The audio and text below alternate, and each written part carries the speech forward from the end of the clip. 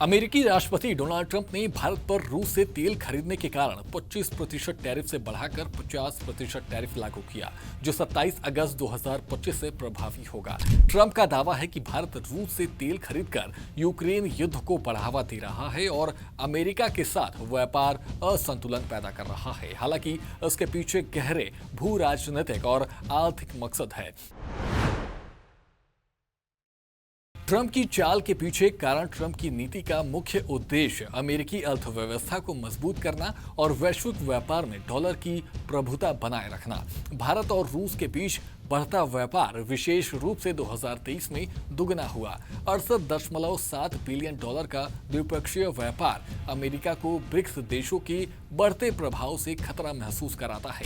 BRICS देशों द्वारा वैकल्पिक मुद्रा में व्यापार की कोशिशें अमेरिकी डॉलर की वैश्विक स्थिति को चुनौती दे रही है। इसके अलावा ट्रंप भारत के डेयरी और कृषि क्षेत्रों में टैरिफ कम करने की मांग कर रहे थे, जिसे भारत ने ठुकरा दिया, जिससे उनकी नाराजगी बढ़ी।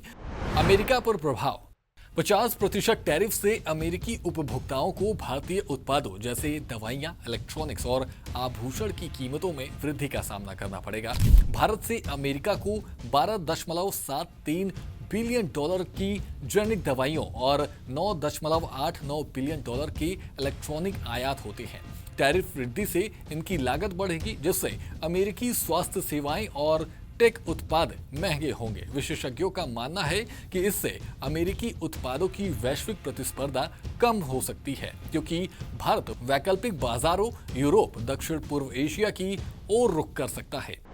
अमेरिका की भारत पर निर्भरता अमेरिका जेनेरिक दवाइयों, विशेष रूप से कैंसर और हृदय रोग की दवाइयों के लिए भारत पर बहुत निर्भर है।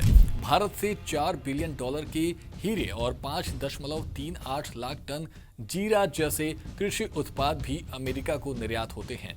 टैरिफ बढ़ने से इनकी कीमतें बढ़ेंगी, जिससे अमेरिकी उपभोक्ता प्रभावित होंगे। नुकसान का अनुमान भारत के निर्यात पर 5.7 बिलियन डॉलर का असर पड़ सकता है, खासकर सी फूड, आभूषण और टेक्सटाइल क्षेत्रों में।